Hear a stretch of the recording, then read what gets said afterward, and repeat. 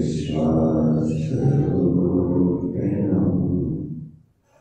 व्याभ्यां विना न पश्यन्ति सिद्धाः स्वान्तस्थमीश्वरम् वन्दे बोधमयं नित्यं गुरुं शङ्कररूपिणम्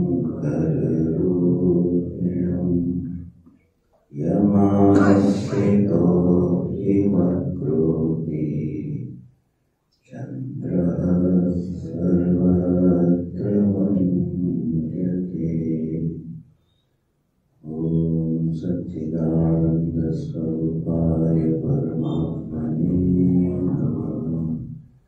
ॐ श्री सद्गुरुचरणकमलेभ्यो नमः। अखण्डं सच्चिदानन्दं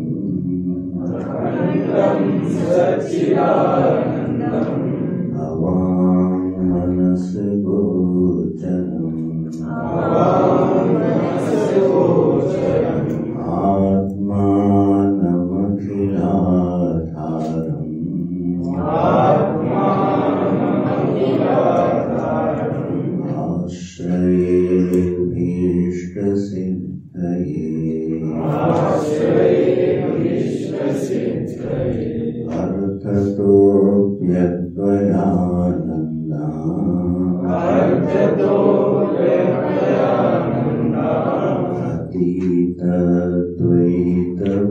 अतीतद्वैतभानतः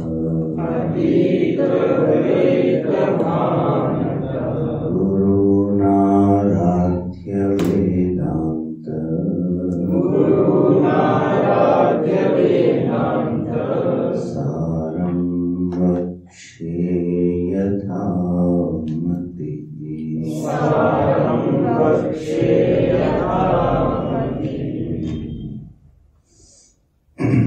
नारायण।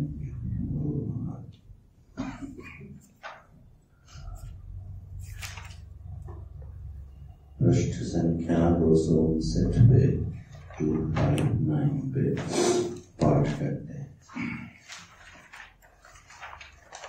एवं भूत स्वस्वरूप चैतन्य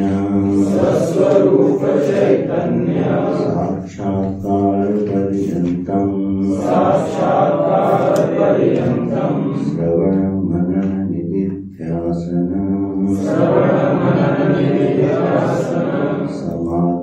समाध्यनुष्ठानस्य अपेक्षितत्वात् तेऽपि प्रदर्श्यन्ते श्रवणं नाम षड्विधिलिङ्गैः अशेषवेदान्तानाम् अद्वितीये वस्तुनि तात्पर्यावधारणम् लिङ्गानि तु उपक्रम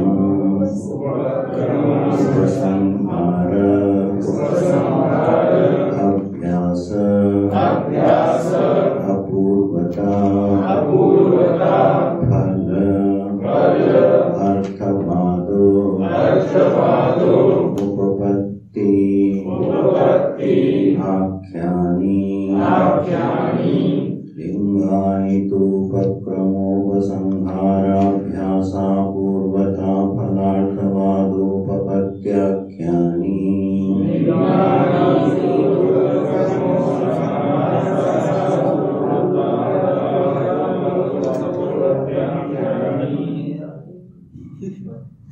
तत्र प्रकरणं प्रतिपाद्यस्य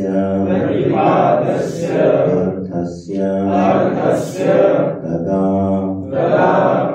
आद्यन्तयोः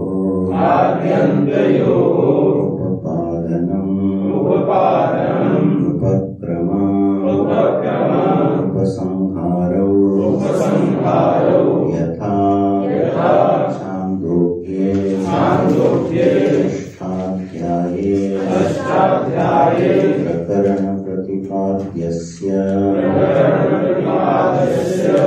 अद्वितीयवस्तुना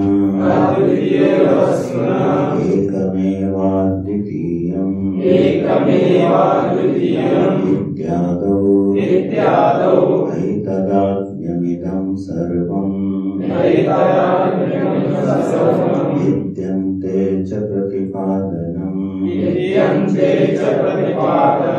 प्रकरण प्रतिपाद्यस्य वस्तुनः तन्मध्ये पौनः पुण्येन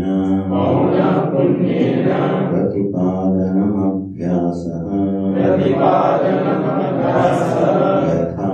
यथा तत्रैव अद्वितीयवस्तुनि मध्ये तत्त्वमसीति नवप्रत्यः प्रतिपादनम् प्रकरण प्रतिपाद्यस्य अद्वितीयवस्तुनः प्रमाणान्तर अविषयीकरणम् अपूर्वता यथा तत्रैव अद्वितीयवस्तुनो मानान्तर अविषयीकरणम्।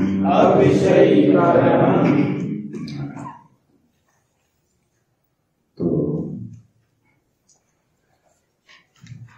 जो तत्त्वमसि महावाक्य है, इस महावाक्य का जहदाजहद लक्षण से अर्थ निष्पन्न हुआ और फिर वह अनुभव प्रत्यय के रूप में उपस्थित हुआ।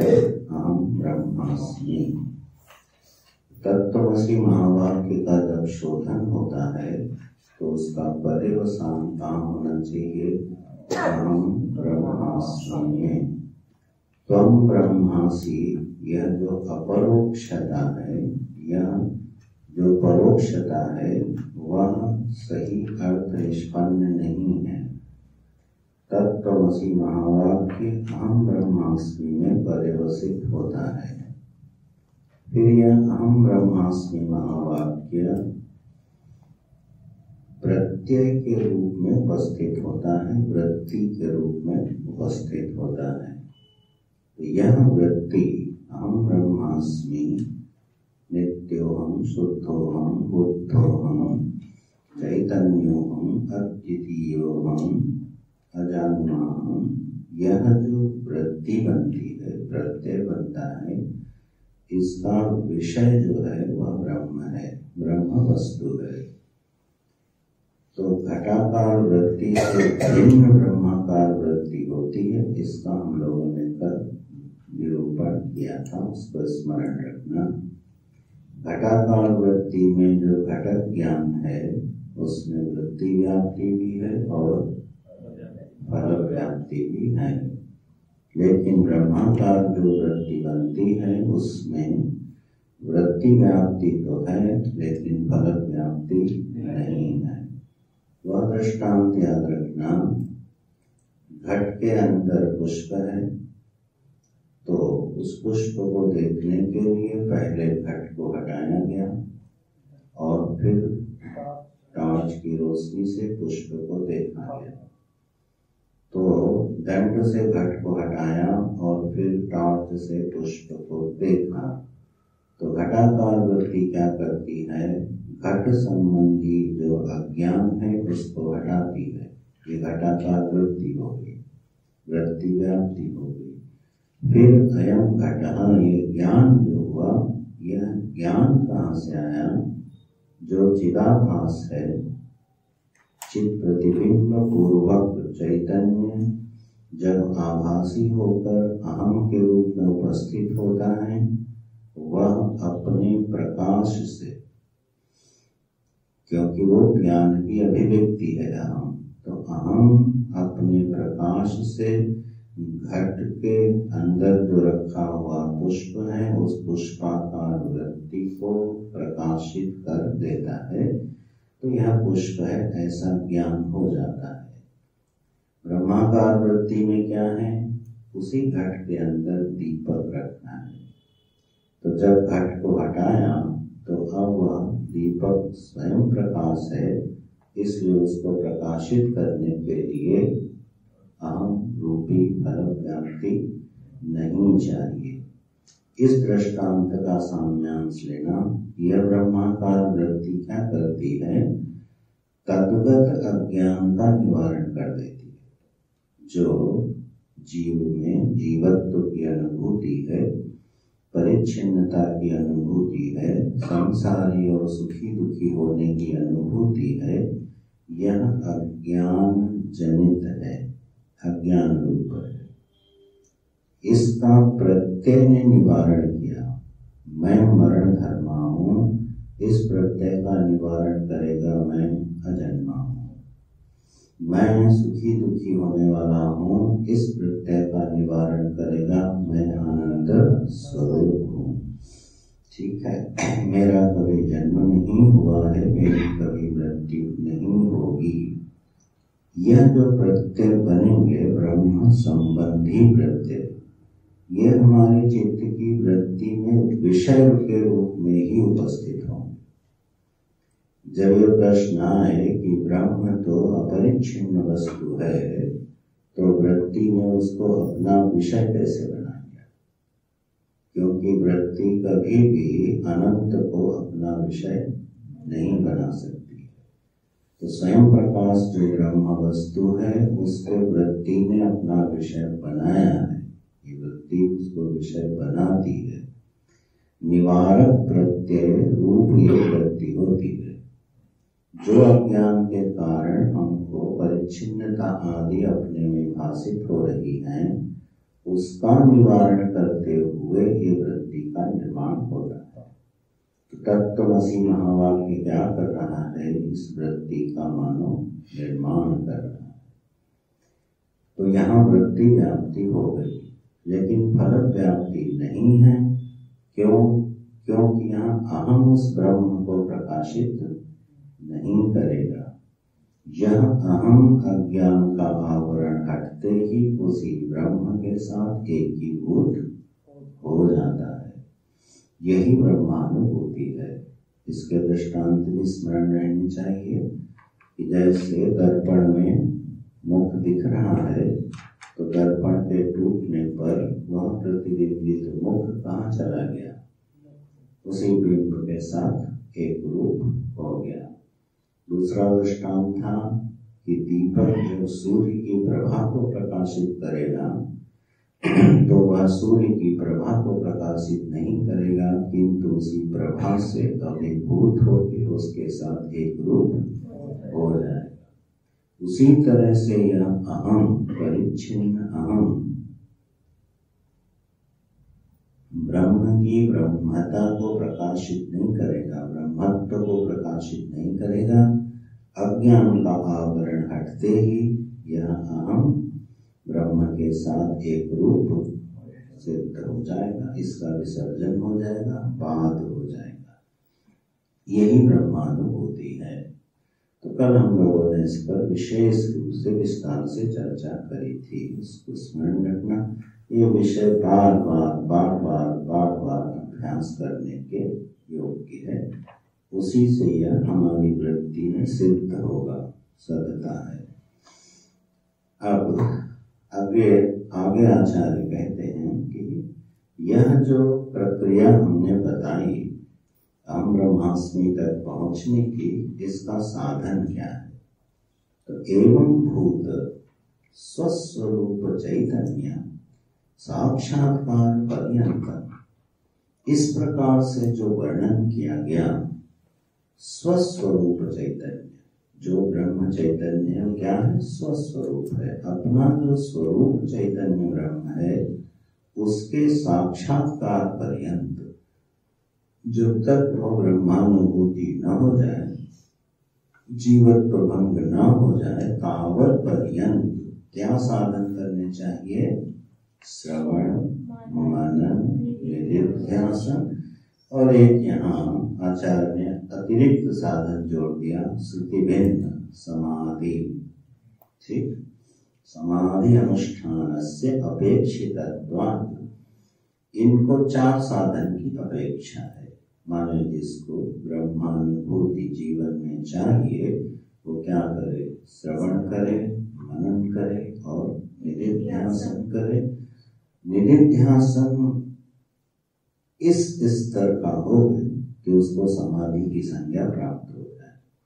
तो जो समाधि साधन है वो निधिध्यासन के अंतर्भूत है। विषय को स्पष्ट करने के लिए आचार्य ने उसको अलग से लक्षण बनाया और उसकी भी वर्णन करेंगे। तो श्रवण है, मनन है, निधिध्यासन है, समाधि है, इसके अनुष्ठान की अपेक्षा है। तो अनुष्ठान तो कर्म होता है, ये प्रश्न थे ना। अनुष्ठान तो कर्म है, लेकिन यह कर्म आवरण पड़ा है। गुड, ये बड़ी बुद्धि रहती है वेदांतियों के पास। मुझे आश्चर्य है तुम लोग इतनी जल्दी सुलझ गई। या तो थी ही नहीं, वो बुद्धि थी ही नहीं या तो, और अगर थी और सुलझ गई तो भगवान की बड़ी कृपा है। कर्मानुष्ठान होते हुए भी, माने कर्मांग होते हुए भी निधिध्यासन क्या करता है? नित्य फल की प्राप्ति कराता है। उसकी यह प्रक्रिया हम लोगों ने देखी थी। तो ऐसे इसको अपेक्षा है, इन साधनों की अपेक्षा है। जिसको ब्रह्मानुभूति चाहिए वो क्या साधन करे? श्रवण मनन निधिध्यासन और निरंतर समाधि का अनुष्ठान करे। बोले दूसरे साधन फिर छोड़ दें क्या? महाशिवरात्रि आ रही है, हम लोग रात भर अभिषेक करेंगे, तो फिर तो ब्रह्मानुभूति का साधन तो नहीं, तो छोड़ दें क्या उसको? वो साधन गौण साधन है जो इन साधनों को करने की ताकत करे, अधिकार देते हैं। ठीक है, क्योंकि ये ध्यान रखना, जब वह परमात्मा जो रूपधारी है, नामधारी है, लीलाधारी है, उसका चिंतन करने में भी वृत्ति असमर्थ रहती है, तो निराकार ब्रह्म को वृत्ति में ला करके और अज्ञान का आवरण हटाने के लिए कितनी ताकत चाहिए, अंतर कितनी ताकत चाहिए। बाकी जितने साधन हैं वो सब हमको इसकी योग्यता देते हैं, इसलिए कोई साधन कभी छोड़ना नहीं चाहिए। शिव जी का जो अभिषेक होता है उसमें अखंड जलधार गिरती है। संगीत से जलधार को खंडित नहीं किया जाता, यावत पर्यंत रुद्री का पाठ होता है। उसका तात्पर्य है कि हमारी वृत्ति बिना खंडित हुए अखंड रूप से शिव का आलिंगन करती रहे, इसलिए वो अखंड धार गिराई जाती है। तो यह जो अखंड वृत्ति की धारा है, यह शिव का आलिंगन करते हुए रहनी चाहिए। ये सब प्रतीक हैं कर्मानुष्ठान के भी। जैसे चलो प्रसंग आया है तो बोलते हैं, जैसे हम लोग भगवान को अंत में जो षोडशोपचार पूजन है उसमें अंत में नीराजन आरती होती है और कर्पूर की होती है। ठीक, पहले आरती दीपक की होती है, रथ की, और अंत में जो आखिरी आरती हो किसकी होती है? कर्पूर की। उसका प्रयोजन है कि जैसे कर्पूर की जब आरती होती है तो वह भगवान की आरती करते हुए, उनको प्रकाशित करते हुए स्वयं विलीन हो जाता है, बाद में कुछ उसमें बचता नहीं। दीपक में तेल रुई कुछ न कुछ बच जाता है, लेकिन कर्पूर में कुछ भी बचता। तो पूजा कैसी हो कि अंत में वो परमात्मा को प्रकाशित करते हुए आम को खा जाए, विलीन हो जाए। ये सब प्रतीक है पूजाओं के, ये सब ऐसे नहीं बनाई है आचार्यों ने। तो कर्पूर की आरती इसलिए की जाती है। अस्तु, यह जो मुख्य साधन है ते भी प्रदर्श्यन्ते, इनको भी दिखाया जाता है, बताया जाता है। अब एक एक का लक्षण करेंगे। किम नाम श्रवणम, श्रवणम नाम। भाई श्रवण किसको कहते हैं? बोले ये भी कोई प्रश्न है? श्रवण किसको कहते हैं? अरे बोले शब्द को सुनने का नाम श्रवण है, ठीक है ना। दर्शन किसको कहते हैं? अरे आंख से रूप को देखने का नाम दर्शन है। ये कोई प्रश्न बना क्या? किम नाम श्रवण, श्रवण क्या चीज है? प्रश्न बना है तो जरूर उसमें कोई विशिष्टता होगी। क्या विशिष्टता है? पहले सामान्य रूप से समझें। श्रवण की जो परिभाषा है, श्रवणम तात्पर्य अवधारणम, ये मूल वाक्य है। श्रवण नाम किसका है? बोले तात्पर्य का निश्चय होता है। अवधारणा माने होता है निश्चय। तात्पर्य का जो निश्चय है उसका नाम है श्रवण। केवल शब्द हमारे कान में चला गया और समझ में कुछ नहीं आया तो उसका नाम श्रवण नहीं है। सामने वाला व्यक्ति या आत्म या श्रुति जो कह रही है, उसके कहे हुए विवक्षित अर्थ को जो वो कहना चाहता है, वो व्यक्ति, गुरु, श्रुति, उसके तात्पर्य को निश्चय कर लेना, इसका नाम है श्रवण। अगर तात्पर्य का निश्चय नहीं हुआ तो उसको श्रवण संज्ञा प्राप्त नहीं होगी। लौकिक श्रवण में भी और वैदिक श्रवण में भी। तो श्रवण की मूल परिभाषा ये हो गई। अब ऐसा श्रवण जो तात्पर्य का निश्चय करा दे, वो कैसे करना चाहिए? ठीक है, क्या होना चाहिए जिससे तात्पर्य का उदाहरण हो जाए? तो दृष्टांत के साथ बताते हैं।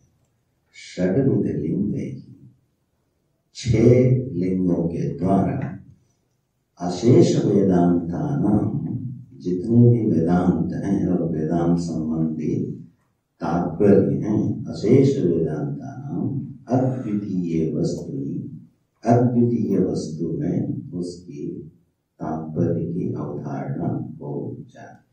6 प्रकार हैं, उन 6 अंगों से मिल करके ऐसा श्रवण होगा जो अद्वितीय वस्तु का निश्चय करा देगा। अगर इस विधि से सुनाया जाए अथवा इस विधि से सुना जाए तो क्या करेगा? अद्वितीय वस्तु के तात्पर्य की अवधारणा करा देगा, उसको निश्चय करा देगा। ठीक, क्या है वो अवयव? तो लिंगानी, तो वो लिंग क्या है? पहला है उपक्रम, दूसरा है उपसंहार, तीसरा है अभ्यास, फिर है अपूर्वता, फिर है फल, फिर है अर्थवान और फिर है उपपत्ति। ये 6 अंग हैं। अब व्याख्या करते हैं एक एक। तत्र प्रकरण प्रतिपाद्यस्य अर्थस्य, तत्र तस्मिन् विषये, इस विषय में क्या बात है? ये जो प्रकरण है, इस प्रकरण का जो प्रतिपाद्य अर्थ है, तदा तस्मिन् काले आद्यन्तयोः उपपादनम उपक्रम उपसंहारो। क्या करना चाहिए कि प्रथम में उपक्रम जिसको कहते हैं और उपसंहार है, उसी विषय से शुरू होना चाहिए जिसका प्रतिपादन करना है, और उसी विषय पे खत्म होना चाहिए जिसका प्रतिपादन किया जा रहा है। ये पहला कसावट है पूरे श्रवण की, पूरे विषय की कसावट कैसी है? आप जिससे शुरू करो तो पहले अपना विषय बताओ और उस विषय से ही क्या करो? उपसंहार करो। अगर उपक्रम उपसंहार नहीं है तो तात्पर्य का उदाहरण नहीं होगा। अब जरा अपने शास्त्रों को इस विधि से देखना। गीता जी का प्रारंभ कहाँ से करते हैं भगवान? नहीं नहीं नहीं, जहां से भगवान ने उपदेश प्रारंभ किया। द्वितीय अध्याय 10वां श्लोक, अशोच्यानम अशोचस्त्वं प्रज्ञावादांश्च भाषसे गतासूंश्च नाम शोचन्ति पंडिताः। पहला वाक्य है ना, पंडिताः नाम शोचन्ति। जो विज्ञानी लोग हैं, ज्ञानी लोग हैं, वो शोक नहीं करते। ये उपक्रम हो गया। ठीक।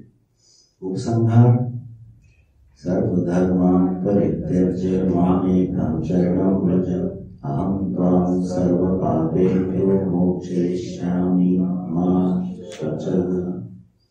उपसंहार कहाँ होगा? शोक मत कर। शुरू कहाँ से किया था? तो जो उपक्रम है और उपसंहार है वही प्रयोजन होता है। तो गीता जी का प्रयोजन क्या है? शोक से मुक्त करना। अर्जुन को युद्ध लड़ा देना प्रयोजन नहीं, वो तो उसका उपांग है।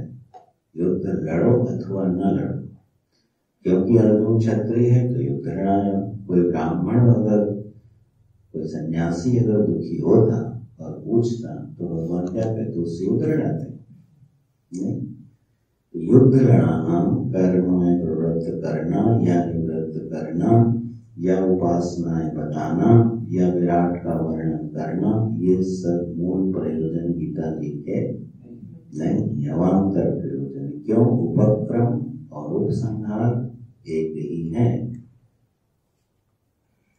ऐसे तो जो प्रतिपाद्य विषय है, अर्थ है, उसका आदि और अंत माने उपक्रम और उपसंहार क्या होना चाहिए? एक दृष्टांत श्रुति का दे रहे हैं। हमने गीता जी का दिया समझने के लिए, क्योंकि सब लोगों ने पढ़ी होगी। छांदोग्य का दृष्टांत है, यथा छांदोग्य षष्ठाध्याय। छांदोग्य उपनिषद के 6ठे अध्याय में एक विषय आता है जहां पर श्वेत केतु को उनके पिता उपदेश करते हैं।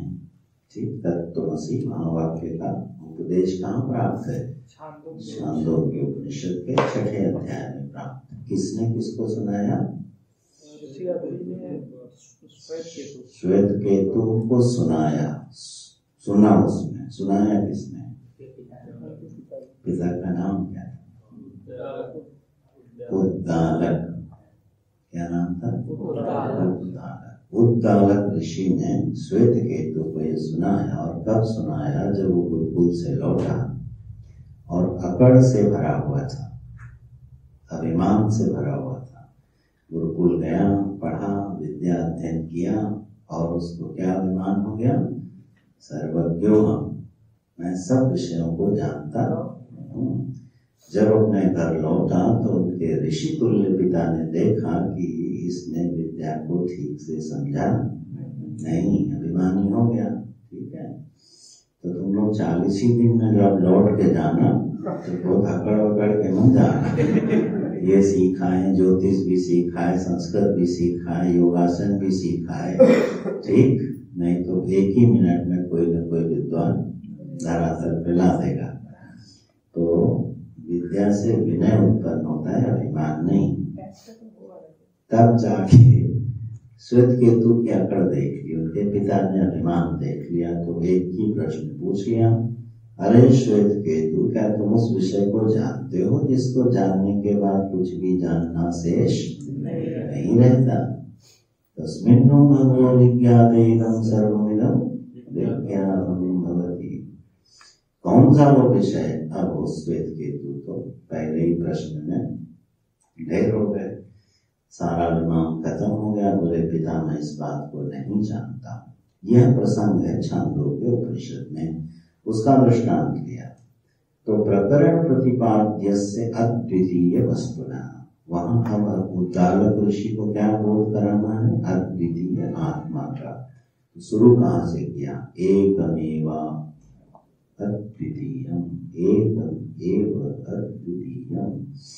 अरे वह वस्तु जिसको जानने से श्वेत केतु सब कुछ जान लिया जाता है, वह एक अद्वैत वस्तु, एक अद्वैत आत्मा ही है। यहाँ से क्या किया? उपक्रम और उपसंहार कहाँ किया? ऐतदात्म्यमिदं सर्वम, निश्चित रूप से यह सब आत्म रूप ही है। ये उपसंहार है। तो जहां से जो उपक्रम है वही उपसंहार है, तभी तात्पर्य की अवधारणा होगी, याद रखना। तो इत्यंतेजा प्रतिपादनम, ये प्रतिपादन हो गया। तो हो गया उपक्रम और उपसंहार, ये पहला हो गया है। ठीक है, उपक्रम उपसंहार को एक गिनोगे कि दो गिनोगे? ये दो नहीं है। षड्विध लिंग में उपक्रम उपसंहारो द्वितीय विभक्ति का प्रथमांत होने से उपक्रम उपसंहारो एक में गणना की जाएगी। यह हो गया पहला अवयव। ठीक, दूसरा अवयव क्या है?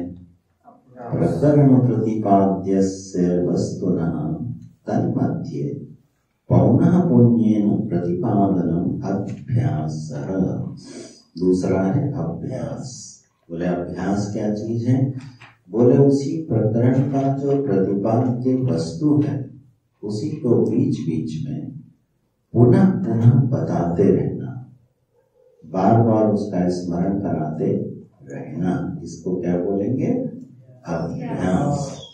वहां क्या अभ्यास करवाया? तो लिखते हैं यथा तत्रैव, तत्रैव है तस्मिन् प्रसंगे, उस प्रसंग में अद्वितीय वस्तुनि मध्ये तत्त्वमसि इति नवकृत्वः प्रतिपादनम्। श्वेत केतु को 9 दृष्टांतों से 9 बार इस बात को कहा, तत्त्वम् असि, तत्त्वम् असि। 9 दृष्टांत वहां उपलब्ध होते हैं छांदोग्य में। एक एक दृष्टांत देते जाते हैं और बार बार बताते जाते हैं तत्त्वमसि। ये हो गया अभ्यास, बार बार उसको बोलते हैं। अच्छा, गीता जी में किसका अभ्यास कराया भगवान ने?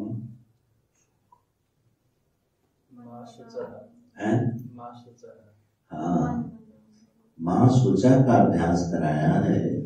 तुम दुखी मत हो, तुम शोक मत करो, ठीक है, तुम सुख को उपलब्ध हो। ढूंढना गीता में भगवान ने कितनी बार बात दोहराई है। जातस्य हि ध्रुवो मृत्यु ध्रुवं जन्म मृतस्य तस्मात् अपरिहार्यार्थे का परिदेवना। क्यों व्यर्था में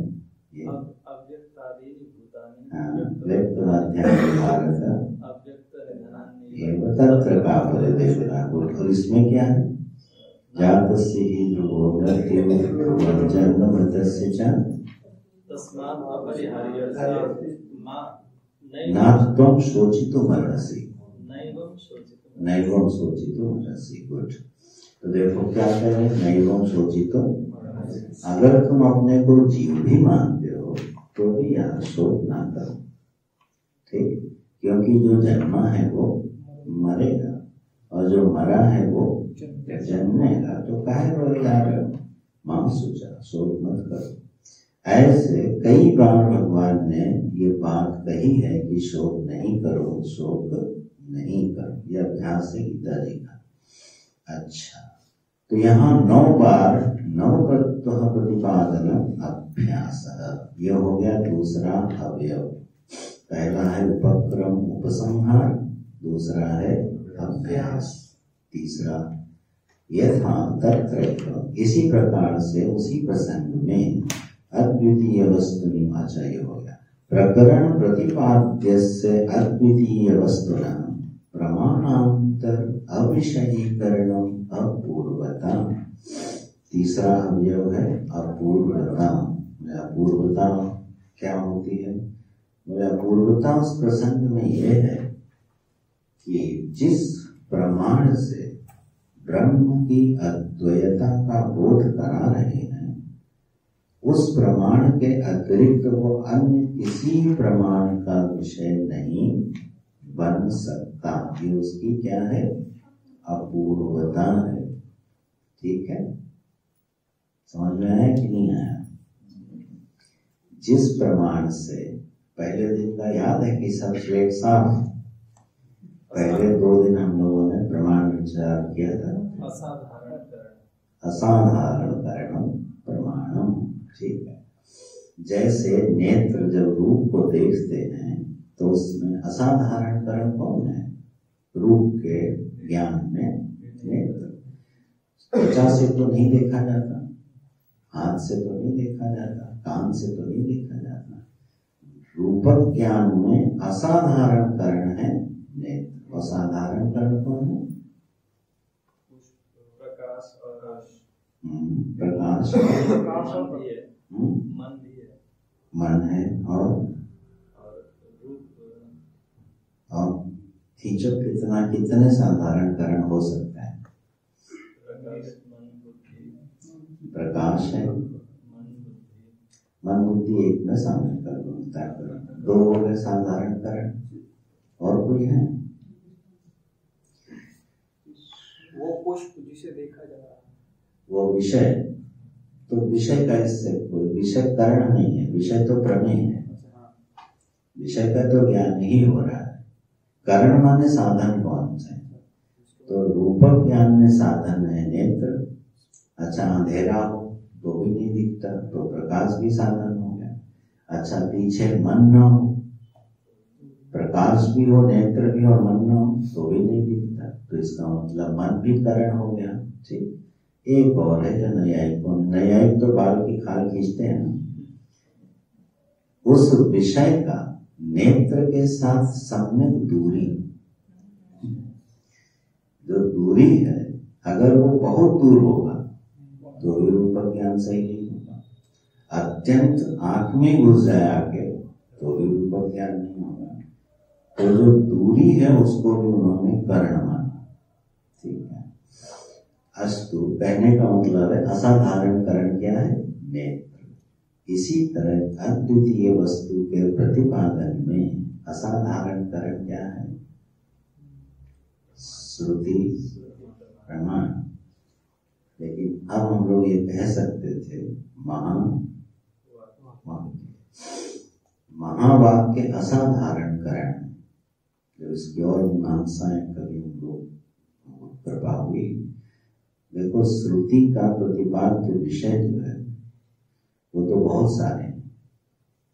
स्वर्ग आदि का भी प्रतिपादन करती है, कर्म का भी प्रतिपादन करती है देवों का प्रतिपादन करती है, सृष्टि की उत्पत्ति का, लय का प्रतिपादन करती है। बहुत विषय है श्रुति में, और उसके संबंध में प्रमाण श्रुति ही है। भाई स्वर्ग है, इस संबंध में प्रमाण क्या है? श्रुति तो है। वह ईश्वर सबके कर्मों का फल देता है, इस संबंध में प्रमाण क्या है? श्रुति। तो श्रुति तो बहुत में प्रमाण है, तो पूर्वता क्या हो गई? श्रुति में प्राप्त जो महावाक्य है, उस महावाक्य के अतिरिक्त किसी अन्य वाक्य से इस अद्वितीय आत्मा का बोध नहीं हो सकता। अगर कल वाला विषय बुद्धि में जमा रहेगा तो बात बिल्कुल युक्त लगती चली जाएंगी। बिना ब्रह्माकार वृत्ति बने अज्ञान आवरण नष्ट नहीं हो सकता। चाहे जितने साधन दुनिया में कोई कर ले, लेकिन अपने अज्ञान को मिटा नहीं सकता जब तक कि वो ब्रह्माकार वृत्ति न बना दे। चलो फिर दोहरा देते हैं। कुछ हमारे जिद्दी मन बैठे हुए हैं यहाँ, मैं उनको जानता हूँ। 1000 वर्षों की समाधि लगाने के बाद भी ब्रह्म ज्ञान नहीं होएगा। आप पुराण आदि के दृष्टांत ढूंढ लेना। ठीक, 1000 वर्षों की समाधि के बाद भी उठे तो उठने के बाद बोले मेरा दुश्मन कहाँ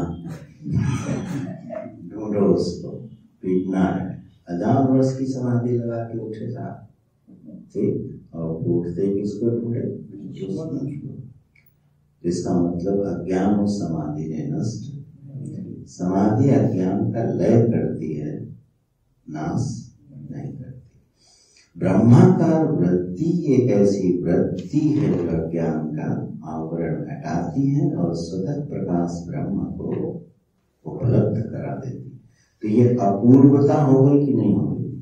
अपूर्वता का मतलब है अन्य किसी प्रमाण से न जाना जाए। तो इस प्रसंग में अन्य किसी प्रमाण से ब्रह्म वस्तु का बोध नहीं है, ये उसकी अपूर्वता हो गई। ये हम लोग किसकी मीमांसा कर रहे हैं? श्रवण की। ठीक है, सुनना किसको कहते हैं? उपक्रम, उपसंहार, अभ्यास, अपूर्वता। ठीक है, तो यथा तत्रैव द्वितीय वस्तुनो मानांतर अविषयीकरणम, इसी प्रकार से उस प्रसंग में भी बिना महावाक्य के अद्वितीय वस्तु का बोध नहीं होता है। ठीक, 3 हो गए, अब 3 और हैं। आगे कहते हैं फलम तु प्रकरण प्रतिपाद्यस्य आत्मज्ञानस्य तद अनुष्ठानस्य वा तत्र तत्र श्रूयमानं प्रयोजनम्। बोले चौथा है फल। बीच बीच में उस प्रकरण का जो प्रतिपाद्य विषय है आत्मज्ञान, जिसका अनुष्ठान कराया जा रहा है, उसका प्रयोजन सुनाई देता है। क्यों? वो उसका फल है। प्रयोजन क्या है? फल है। क्यों वेदांत पढ़ रहे हैं? क्योंकि तरत शोक आत्मवेद, आत्मवेदता शोक का अतिक्रमण कर जाता है। अब ये ध्यान रखना, प्रयोजन अगर उस श्रवण से भिन्न है तो उसको सुनने में किसी का मन नहीं लगेगा। ये पक्की बात है। जिसका जो प्रयोजन होगा तत्संबंधी विषय का ही श्रवण होगा, उसमें रुचि होगी। और जो प्रयोजन नहीं होगा उसमें तो श्रवण नहीं होगा। इसलिए श्रवण का एक अंग क्या है कि फल का प्रतिपादन कर दिया जाए, जिससे ये पता चल जाए कि सुन क्यों रहे हैं। ऐसे ठीक है। जैसे ज्योतिष आप लोग पढ़ते हो तो वहां प्रयोजन क्या है? भविष्य जानना। अपना ही पड़ोसी का अपना। देखो, अगर हम पड़ोसी को जानने का प्रयोजन है तो हमारी ज्योतिष विद्या का श्रवण जीविकार्थ हो गया या सम्मानार्थ हो गया। ठीक है, मैं ज्योतिष जानता हूँ और इस विषय को बता सकता हूँ, तो सम्मानार्थ भी पढ़ सकते हो। सीख करके अपनी जीविका का साधन भी बना, इसमें कोई बुराई नहीं है। विद्याएं जीविका का साधन ही होती है, केवल ब्रह्म विद्या को छोड़ के।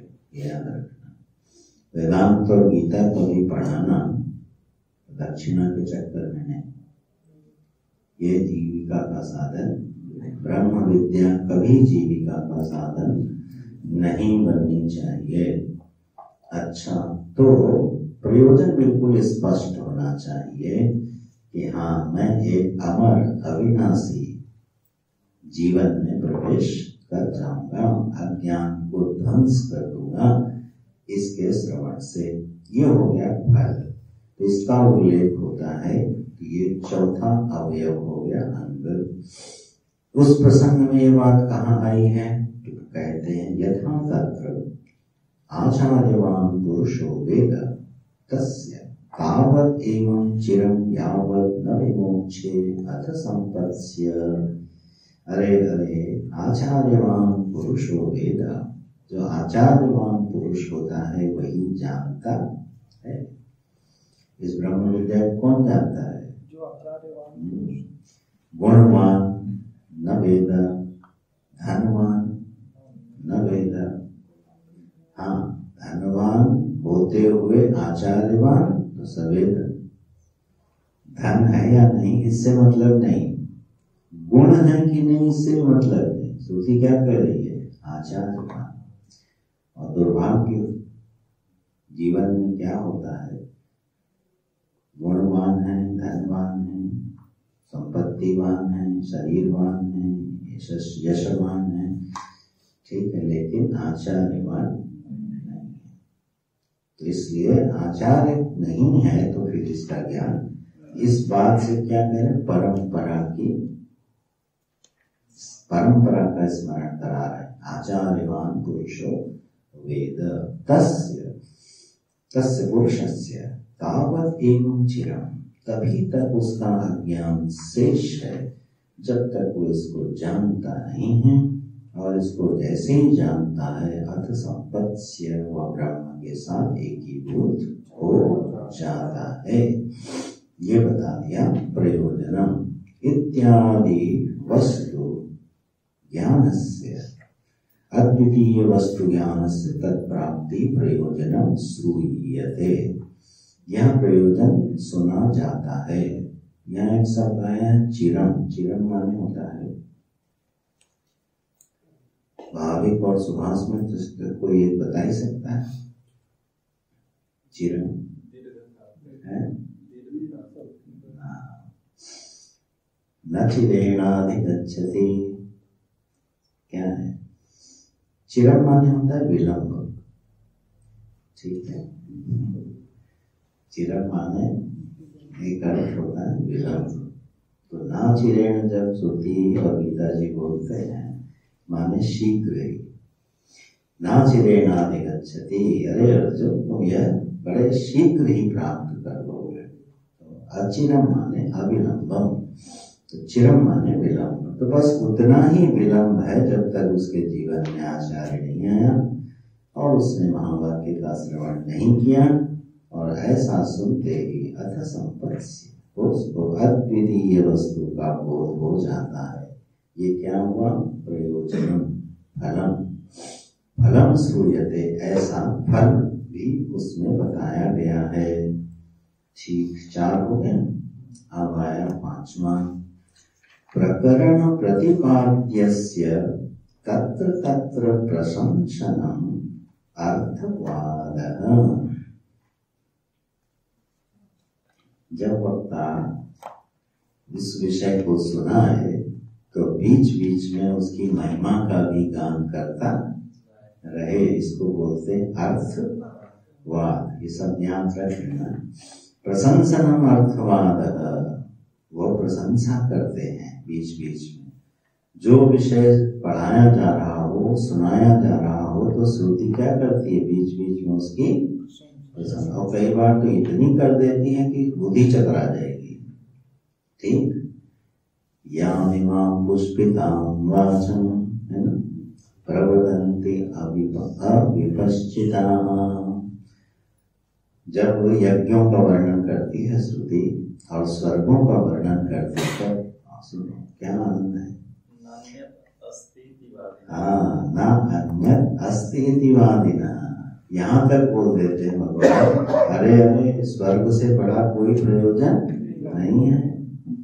सबसे बड़ा प्रयोजन क्या है? यज्ञ आदि कर्म करो और स्वर्ग लोक प्राप्त करो। ना अन्यत् अस्ति इति वादिनः। हालांकि वो बात भगवान ने वादियों के ऊपर डाली। ठीक है। तो ऐसी प्रशंसा उस प्रकरण में, उस विषय में बोली जानी चाहिए जिससे कि रुचि बनी रहे। रुचि में शैथिल्य ना होवे, प्रयास में शिथिलता ना आवे, इसलिए उसकी प्रशंसा भी करनी चाहिए। तो ये है प्रशंसनम, इसका नाम है अर्थवाद। अर्थवाद है ये। वहां कैसे आया? छंदोग्य में यथा तत्रैव, उस प्रसंग में उत्तमावेशमप्राक्ष्यो येन अश्रुतं श्रुतं भवति, अमतं मतं अविज्ञातं विज्ञातं। ये सारे वाक्य उसी प्रसंग के हैं। दृष्टांत में कहते हैं तम आदेशम। यहाँ आदेश शब्द जो है उसका अर्थ है प्रश्न। अब श्रुति का शब्द है, निरुक्त से ढूंढते रहना। ठीक है, आदेश जो है यहाँ उसका अर्थ है प्रश्न। अप्राक्ष्यो, ऐसे प्रश्न से युक्त होकर के अरे पूछो, पूछा तो क्या उत्तर आया? ये न अश्रुतम श्रुतम भवति, ये न ब्रह्म साक्षात्कारेण। जिस ब्रह्म का साक्षात्कार कर लेने के बाद जो नहीं सुना है वो सुना हुआ हो जाता है। जिस ब्रह्म को जान लेने के बाद जो नहीं अनुमित है वो अनुमित हो जाता है, अविज्ञातम विज्ञातम, और वह जगत जो नहीं जाना गया वो जान लिया जाता है। अब ये क्या है? प्रशंसा, अर्थवाद। ठीक है, हाँ। अब नहीं बताओ क्या होगा? बोले जिसको साक्षात करने के बाद जो नहीं सुना है वो भी सुना हुआ हो जाता है। अब इस वाक्य का अभिधा से अर्थ निकलेगा ना? और लक्षणा से भी मत निकालना, क्योंकि ये अर्थवाद है। ठीक, माने ब्रह्म विद्या कैसी है? बोले जो नहीं सुना है तुमने वो भी तुम्हारे लिए क्या हो जाएगा? सुना हुआ हो जाएगा। कहने का मतलब है कि सुनने की इच्छा ही खत्म नहीं। ठीक, सुनने का जो भी फल था वो मुख्य फल प्राप्त हो जाएगा, इसलिए श्रवण की इच्छा तुपराम हो जाएगी। ठीक, श्रवण फल प्राप्त होने पर अन्य फिर श्रवण की इच्छा नहीं रहेगी। ठीक है, ये ऐसा श्रवण है कि इसके बाद फिर और कुछ सुनने की इच्छा बचती। द्वितीय वस्तु की प्रशंसा है ये, दूसरी जगह नहीं लगेगी अर्थवाद। स्वर्ग के बारे में श्रवण करने के पश्चात क्या अन्य विषयों को सुनने की इच्छा समाप्त हो जाती है? बढ़ जाती है कि अभी इंद्रलोक वाला स्वर्ग जाना, अब अग्नि वरुण लोक वाले स्वर्ग के बारे में भी बताओ। तो लेकिन ब्रह्म विद्या ऐसी है कि वो क्या करती है? जानने की इच्छा ही समाप्त हो जाती है। जो अनुमान से जानना है, जो प्रत्यक्ष से जानना है, जो सुख से, हम लोग इसी में डर जाएंगे। तीनों प्रमाण हैं, प्रत्यक्ष, अनुमान, आगम। तीनों प्रमाणों का उल्लेख श्रुति ने किया। ये सब बारीकियां हैं शास्त्रों की। अच्छा, तो जो भी प्रमाणों से जाना जाता है वो सब नष्ट हो जाता है, इच्छा नहीं रहती। ये हो गया प्रशंसा। अद्वितीय वस्तु प्रशंसनम। 5 हो गए। और छठा है उपपत्ति। उपपत्ति को यहाँ करें युक्ति। युक्ति को क्या कहते हैं? उपपत्ति। प्रकरण प्रतिपाद्य अर्थ साधने तत्र तत्र श्रूयमाणा युक्ति उपपत्ति। बोले थोड़े तर्क भी देती है श्रुति। जो श्रवण है उसमें थोड़े तर्क भी होने चाहिए। कोई बात बहुत ही इलॉजिकल होगी तो भी समझ में नहीं आएगी। महाभारत की कथा पढ़ना, एक ऊंट ने ये वरदान मांग लिया कि मुझे, बड़ा आलसी ऊंट था, बहुत आलसी था, तो वो भोजन के लिए उसको घूमना भी बड़ा भारी पड़ता था। तो ऋषि से उसने वरदान मांग लिया कि मेरी गर्दन बढ़ती जाए तो मैं बैठे बैठे ही खाना खा लूं। ठीक, हो गया, वरदान मिल गया। अब वो अपना बैठा रहता, आराम से गर्दन बढ़ाता जाता, बढ़िया हरे चारा खाता जाता। एक दिन उसने इतनी गर्दन बढ़ा ली और वहां सिंहों का आक्रमण हो गया। वो अपनी गर्दन लौटा ही नहीं पाया और मारा गया। तो आलसी के संबंध में ये कथा आ गई।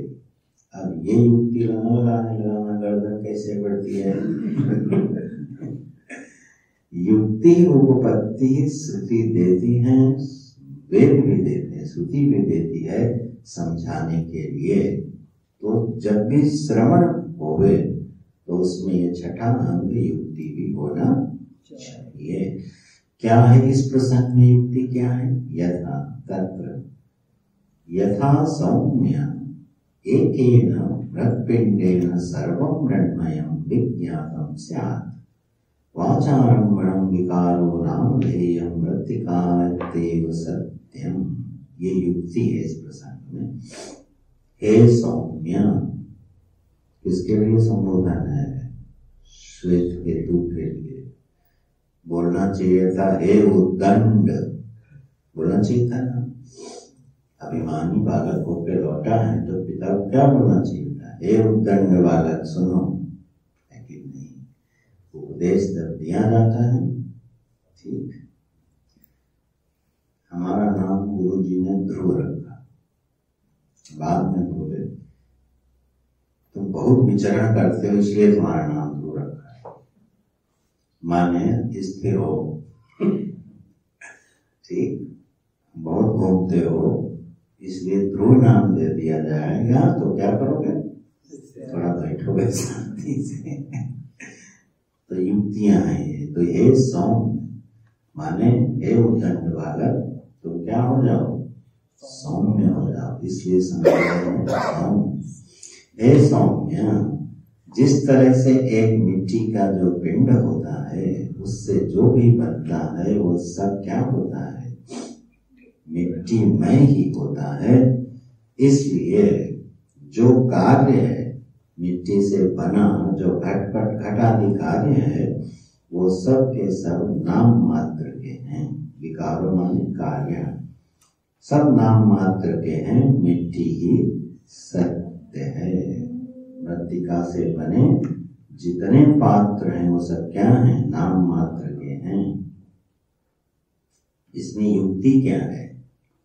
युक्ति ये है कि जो कारण है वही कार्य के रूप में उपलब्ध होना चाहिए। मिट्टी से बने पात्र मिट्टी के ही होने चाहिए। स्वर्ण से बने आभूषण स्वर्ण के ही होने चाहिए। ये युक्ति है, ठीक है। तो इसलिए ये युक्ति प्राप्त होती है। यह जगत ब्रह्म चैतन्य से बना है तो क्या होना चाहिए? सर्वं खल्विदं ब्रह्म। यह सृष्टि आनंद से उत्पन्न हुई है तो यहाँ क्या होना चाहिए? ये तो उल्टा हो गया। यहाँ श्रुति की स्पष्ट घोषणा है। क्या सुना सकते हो? भूतानि जायन्ते जातानि जीवन्ति संतीति। चलो विषय बदल जाएगा लेकिन थोड़ा हिंट करते हैं। आनंद से ही उत्पत्ति है, आनंद से ही स्थिति है और आनंद में ही लय। लेकिन इस वाक्य में 4 क्रियाओं का प्रयोग है। अभी तुम्हारे लिए विषय ढूंढना। आनंदेन जातानि जीवन्ति आनंदाद्येव कल्पिमानि जायन्ते। 2 ज्ञान। फिर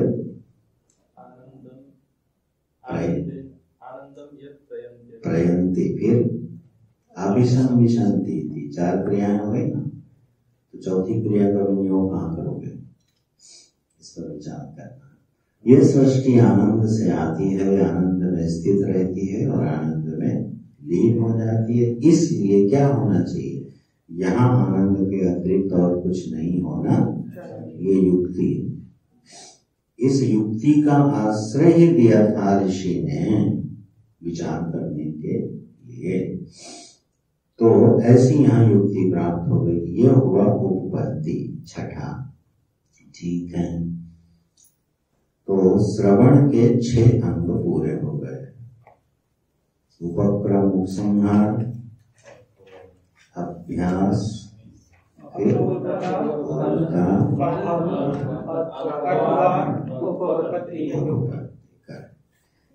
इन 6 अवयवों से जब कोई प्रकरण युक्त होता है तब वो श्रवणीय होता है, ठीक है।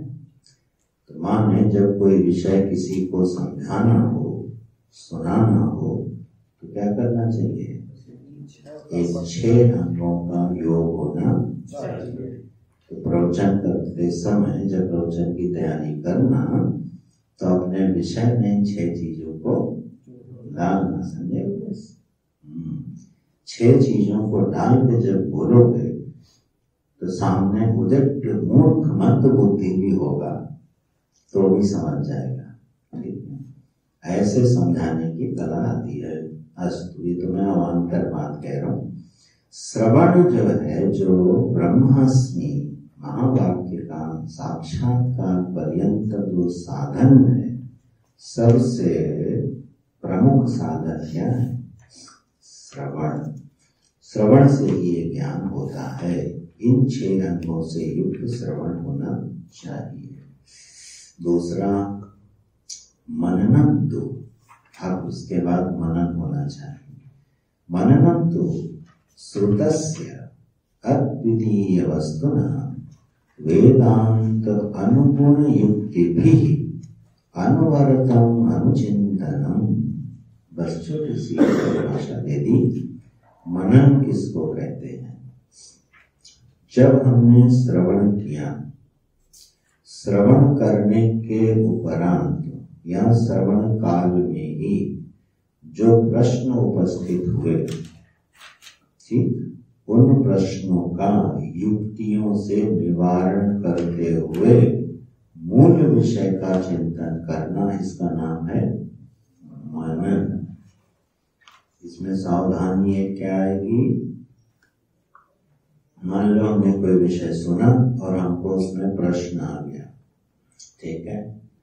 प्रश्न को संशय शब्द से भी कहा जाता है, हालांकि हर प्रश्न संशय वाली स्तर में नहीं आता। जिज्ञासा स्तर का भी प्रश्न होता है।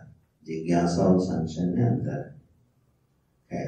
तो वो प्रश्न जो आया हमारे मन में, तो हमने क्या किया? युक्ति मांगी। हमको युक्ति मिल गई। युक्ति मिलने के बाद प्रश्न पूरा हो गया, वो खत्म हो गया। तो अनुचिंतन, फिर किसका चिंतन करना है? मूल विषय का जो सुन रहे हो। और पता चला वो प्रश्न सुलझाने में और उसकी युक्तियों में इतना उलझ गए कि पूरी किताब लिख गए। किताब पूरी भी हो गई और मूल विषय पर लौटे गए, ठीक। और ये सब बड़े बड़े जो शास्त्र जब देखोगे उसमें सब दिखेगा। पुराण जब पढ़ोगे तो कथा सुनाई, बीच में कथा आ गई, सुनने वाले ने वो पूछ ली, वो अभी सुना ही रहे हैं कि उसमें से एक कथा प्रश्न आ गया, वो पूछ लिया, फिर उसमें से एक पूछ लिया। थोड़ी देर बाद हम ही भूल गए कि मूल कथा क्या कहाँ से शुरू हुए थे, है ना। फिर सोचना पड़ता है तो पूछा था, प्रश्न क्या पूछा गया था। तो पुराण में कथा से कथा निकलती जाती है, लेकिन सब मूल कथा की पोषक होनी चाहिए। इसी तरह से जब हम श्रवण करें, जो प्रश्न मन में उपस्थित होवे उसको आचार्य से अथवा युक्ति से क्या करें? हल करके बस पुनः मुख्य विषय में लग जाए। इसका नाम है मनन। और तीसरा है निदिध्यासन। ये एक पारिभाषिक शब्द है, बहुतों के लिए नया होगा। निदिध्यासनम, जो निदिध्यासन है ये क्या है? परिभाषा देखो। विजातीय देहादि प्रत्यय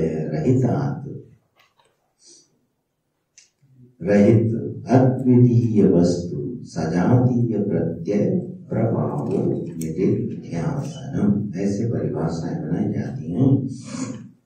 बोले विजातीय जो प्रत्यय हैं उनको हटा देना और सजाती प्रत्यय के प्रवाह को बना ले जाना, इसका नाम है निदिध्यासन।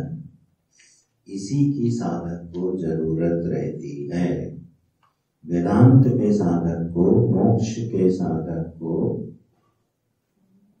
जो अद्वितीय वस्तु को जानना चाहता है, वो सम्यक श्रवण करे, प्रश्न का समाधान करे और फिर उसके बाद तैल धारावत अखंड वृत्ति का निर्माण करे। उससे जो समाधि लगेगी वो क्या करेगी? अज्ञान के आवरण को नष्ट करेगी। तैल धारावत बोलते हैं, जैसे किसी टंकी में तेल भरा हो और उसमें टोटी लगी हो, आप खोल दो तो यही नहीं पता चलता कि धारा गिर भी गई है। एकदम स्थिर दिखाई देती है कि नहीं? लगता ही नहीं है कि यहाँ कुछ गिर भी रहा। इसको बोलते हैं अखंड तैल धारा। माने बीच में कोई अवकाश ही नहीं है। वह विषय इतने विस्तार से और इतने मनोयोग से, रुचि से श्रवण किया गया है कि बस जिस समय हमने अपने मन में उस विषय को उठाया, एक धारा चल पड़ी। ठीक है, जितना बढ़िया श्रवण होगा, मनन होगा और वैराग्य आदि गुण होंगे तो ये फिर धारा बन जाएगी, बिल्कुल अखंड धारा बनती है। ठीक, कल वाले दृष्टांत याद कर लो, जहां रुचि होती है वहां धारा बनती है कि नहीं बनती? बड़े आराम से बनती है। ठीक है, हैदराबाद में जो पीछे ट्रेन एक्सीडेंट हुआ था, उसका भी नतीजा आया, रिपोर्ट आई है कि ड्राइवर साहब क्रिकेट देख रहे थे दोनों। ड्राइवर और लोग, को ड्राइवर, को चालक दोनों क्या कर रहे थे? मैच देख रहे थे। तैल धारावत अखंड वृत्ति बन गई और सिग्नल देखा और चले गए। तो तैल धारावत वृत्ति जीवन में बनती है, ऐसा नहीं कि नहीं बनती, बनती है। जहां रुचि बन जाए, ठीक है, और रुचि कहाँ बनती है?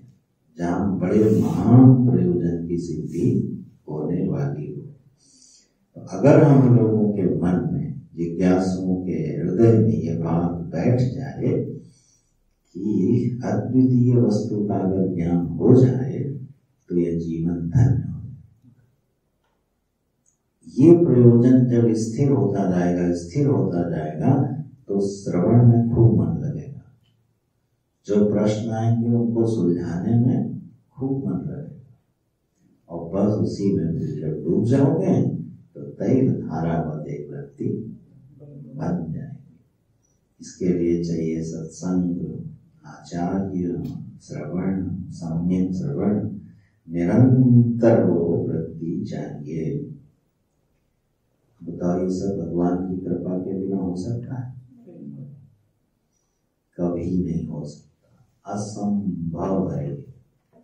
जब तक परंपरा की, गुरुओं की, आचार्यों की, देवों की, भगवान की सबकी कृपा इकट्ठी ना हो, नहीं हो सकता। कई बार अंग मिल जाते हैं, बाकी अवयव, तो हमारा मूड ही खराब हो जाता है। कौन कुपित होगा? देव। शरीर भी स्वस्थ है, निवृत्ति भी है, कोई जिम्मेदारी भी नहीं है, श्रवण भी उपलब्ध है, लेकिन मन नहीं लग रहा। कभी जो मन नहीं लग रहा, ये एक बाधा है कि नहीं? ये बाधा कहाँ से उपस्थित हो गई? देव कुपित है। गुरु जी, हम लोग जो भी थोड़ा कुछ पढ़ के समझ पा रहे हैं, इसमें कृपा ही होगी। निश्चित बेटा, बिना भगवत कृपा के ये संयोग ही नहीं बनता। ये संयोग ही नहीं बनता। और ये भगवान की ही कृपा थी कि उन्होंने ये प्रेरणा दी कि वेदांत साथ पढ़ाओ, जबकि ये ग्रंथ शुरू में बिल्कुल नहीं पढ़ाया जाता। पता नहीं कैसे मन में आया वेदांत। हमसे कहा भी गया कि नहीं, तब तो बहुत पढ़ाइए, बच्चे नए होंगे, कुछ नहीं जानते। पर हिमांशु को कंफ्यूज होना था। भगवान ने कहा नहीं, वेदांत साथ सुनो, ठीक है। तो ये विषय थोड़ा गंभीर ग्रंथ है, लेकिन कुछ चर्चा लोगों ने करा। तो जीवन में जब हर दृष्टि से अपने जीवन को देखना चाहिए। यह संयोग हमारे पुरुषार्थ से कम और भगवान की कृपा से ही अधिक उपलब्ध होते हैं। ये बिल्कुल शाश्वत सत्य है जीवन का। इसलिए मन में जिज्ञासा करना और भगवान से प्रार्थना करना, तो वो अपने आप हमारा मन ठीक करेंगे, बाहर परिस्थिति बनाएंगे, संयोग बनाएंगे और फिर गाड़ी चल पड़ेगी।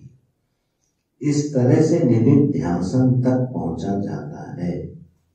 तो श्रवण, मनन और निदिन ध्यान, ये अब समाधि के विषय में सविकल्प और निर्विकल्प समाधि का वर्णन है। कल हम लोग प्रवेश करेंगे। यह विषय इसलिए भी महत्वपूर्ण हो जाता है कि जीवन में चाहे लौकिक विद्या हो और चाहे ब्रह्म विद्या हो, उसका साधन श्रवण ही है। शुरुआत कहाँ से है? श्रवण।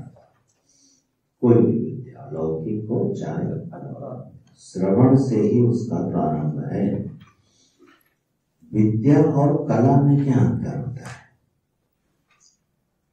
विद्या और कला, आप लोगों ने दो शब्द सुने होंगे हमारे शास्त्र में। 64 कलाएं और 18 विद्याएं हैं। कहीं 18 कहीं 32, ऐसे हम अंतर कर लेते हैं। तो 64 कलाएं हैं और 18 विद्याएं हैं। विद्या और कला में यह अंतर होता है। विद्या को अभिव्यक्त होने के लिए वाणी की अनिवार्य आवश्यकता होती है। इसको नोट कर लें परिभाषा। विद्या को अभिव्यक्त होने के लिए, प्रकट होने के लिए वाणी की अनिवार्य आवश्यकता है, और कला को प्रकट करने के लिए वाणी की अनिवार्य आवश्यकता नहीं है। जैसे दृष्टांत ले लो, मान लो वास्तु कला है, ठीक है ना? तो वास्तु जो कला है, आर्किटेक्चरिंग है, यह नृत्य कला है। तब कोई नाच रहा है, नर्तक नृत्य कर रहा है, तो जरूरी नहीं है कि वो गाए भी, ठीक है? और प्राय नर्तक गाते नहीं, तो नर्तक नृत्य कर रहा है, मुद्राओं से ही आपको ज्ञान कर रहा है, ठीक है? लेकिन बोल तो नहीं रहा। तो नृत्य कला अपने को अभिव्यक्त कर रही है बिना वाणी के, इसलिए वो किस कोटि में गई? कला। ठीक है? ऐसे ही विभाग कर लेंगे सारे। जैसे वास्तु कला है, अब मकान बनाना है, तो मकान आप बना रहे हो, तो जरूरी थोड़ी बोल बोल के बनाओ। कुम्हार घड़ा बना रहा है, ठीक है? कुंभ विद्या है, एक कला है, तो कुम्हार अपना चुपचाप बढ़िया बढ़िया खूबसूरत पात्र बना रहा है, तो उसकी अभिव्यक्ति के लिए उसको बोलना जरूरी नहीं। वेदांत विद्या है, क्योंकि अगर हम चुप बैठ जाए तो कुछ समझ में आएगा नहीं। हम चुप बैठेंगे, दर्शन मात्र से क्या होगा? विद्या ऐसी बेवकूफी में न रहना कि कोई भी विद्या दर्शन मात्र से मिल जाएगी। हाँ, शक्तिपात अपवाद है, लेकिन उधर नहीं जाना। विद्या को अभिव्यक्त होने के लिए वाणी चाहिए। जैसे ज्योतिष विद्या है, ज्योतिष कला नहीं है, ज्योतिष विद्या है। ऋग्वेद जितने षडंग हैं वेदांत के, वो क्या है? विद्या है। वेद क्या है? विद्या है, ठीक है? धनुर्वेद, आयुर्वेद, ये सब क्या है? विद्या है। तो जहाँ वाणी की अनिवार्य आवश्यकता हो उसको विद्या कहते हैं, जहाँ ना हो उसको कला कहते हैं। ऐसे ऋग्वेद में इसका वर्णन प्राप्त होता है, विद्याओं का और कलाओं का। ऋग्वेद के मंडल मुझे याद नहीं है, खोज लेना, प्रथम या 10 मंडल में होना चाहिए। मूल श्रुति में वहां उपलब्ध है। उसके बाद महाभारत में जहाँ पर शुक्र नीति आती है, तो शुक्र नीति में इसका वर्णन मिल जाएगा। पुस्तकालय में ग्रंथ रखे हैं, तो शुक्र नीति में इन विद्याओं का और कलाओं का वर्णन प्राप्त होता है। अस्तु, तो ब्रह्म विद्या है, तो ये ब्रह्म विद्या का मुख्य साधन क्या है? श्रवण है। फिर अवान्तर साधन क्या है? मनन है और निधिध्यासन। कहीं कहीं आचार्यों ने इसका ऐसे विभाग कर दिया, श्रवण से अज्ञान का नाश होता है, मनन से संशय मिटाया जाता है, और निधिध्यासन से अभिनिवेश माने निष्ठा प्राप्त की जाती है। ठीक? जैसे हमने सुन लिया कि मैं असंग हूं, और प्रश्न आ गया, नहीं मैं असंग कैसे हो सकता हूं? मैं तो हर बात में चिपकता रहता हूँ। तो फिर हमने युक्तियां सुनी, श्रवण किया, मनन किया, पुनः पुनः युक्तियां सुनी, अभ्यास किया और निश्चय हो गया क्या कि मैं असंग हूँ। अब ये मेरा निश्चय हो जाने पर भी मुझे असंगता की अनुभूति हो नहीं रही। ये निश्चय हो गया कि मेरा जन्म नहीं होता। क्यों? गीता जी में भगवान ने कह दिया, हमने भी मनन करके देख लिया, लेकिन हमें यह अनुभूति नहीं हो रही है कि मैं अजन्मा हूँ। तो उस अनुभूति तक पहुंचाने का साधन क्या है? निधिध्यासन। इस तरह के आचार्य इसका विभाग करते हैं। सम्यक श्रवण हो गए जीवन में, उचित मनन हो गए। ठीक है, मनन के लिए फिर सावधान करना। जैसे कठोपनिषद में नचिकेता का प्रसंग आया, ठीक, और उस नचिकेता के प्रसंग में उनके जो पिता हैं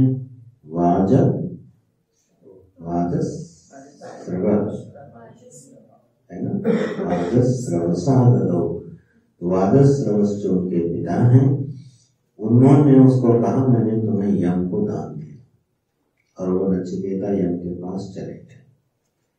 अब हम 10 साल इसी पर रिसर्च करते रहे कि नचिकेता यम के पास पहुंचे गए, सीढ़ी से गए, मंदिर से गए, शरीर छोड़ के गए, कि संकल्प से गए, 10 साल लगा दिए क्या सिद्ध पता करने में? नचिकेता यम तक पहुंचे गए। प्रश्न तो मन में आएगा ही कि भाई नचिकेता शरीर कैसे पहुंच गया। अब अगर इसी में मनन करते रहे तो मामला बिगड़ गया। ठीक, अरे नचिकेता पहुंचे, श्रुति ने कहा अभी हम इस पर मनन नहीं करेंगे, जो वो विषय कभी आएगा गमनागमन का तब मनन किया जाए। हमारा विषय है अद्वितीय वस्तु का बोध। नचिकेता और यम का संवाद क्या हुआ है वो महत्वपूर्ण है। अब यमराज 3 दिन बाद लौटे, अब वो 3 दिन कहाँ गए थे? अब इसमें अगर हम महाभारत ढूंढने लगे, पुराण ढूंढने लगे कि यमराज गए कहाँ थे 3 दिन अपना घर छोड़ के, ये सब मनन में दोष हैं और आते हैं। जब कभी चिंतन करोगे ना, यहाँ बहुत सावधान रहना। अपनी लौकिक पढ़ाई में भी जिस विषय को जानना है उसके अनुकूल मनन करना, प्रतिकूल मनन को वहां छोड़ देना। कभी अन्य जो उसका विषय है तब वहां मनन करना। इसलिए मनन की जो परिभाषा है उसमें एक पद आचार्य ने शब्द डाला है, वेदांत अनुगुण युक्ति भी अनुवर्तम अनुचिंतनम। अनुवर्तम अनुचिंतनम, युक्तियों के द्वारा प्रश्न का समन करके श्रवण किए हुए विषय का फिर चिंतन करना, इसका नाम है मनन। एक एक पर बहुत सोच सोच के लिखते हैं आचार्य लोग। ये हो गया मनन। और नित्य निरंतर हमारी वृत्ति परमात्मा का आलिंगन करती, जो कि कुंती ने मांगा था। कुंती ने क्या मांगा था? जैसे गंगाधार निरंतर समुद्र में गिरती रहती है और गिर के विलीन होती रहती है। कितना सुंदर दृष्टांत। गिरती रहती है और गिर के अपने नाम रूप को खोती रहती है। इसी तरह है प्रभु, हमारी वृत्ति आपको विषय करती रहे और उसी में विलीन होती रहे। ऐसी अखंड वृत्ति हमें दीजिए नारायण। तो ये हुआ मुख्य जो साधन है उस पर चर्चा। समाधि अनुष्ठान पर कल संपूर्ण चर्चा होगी।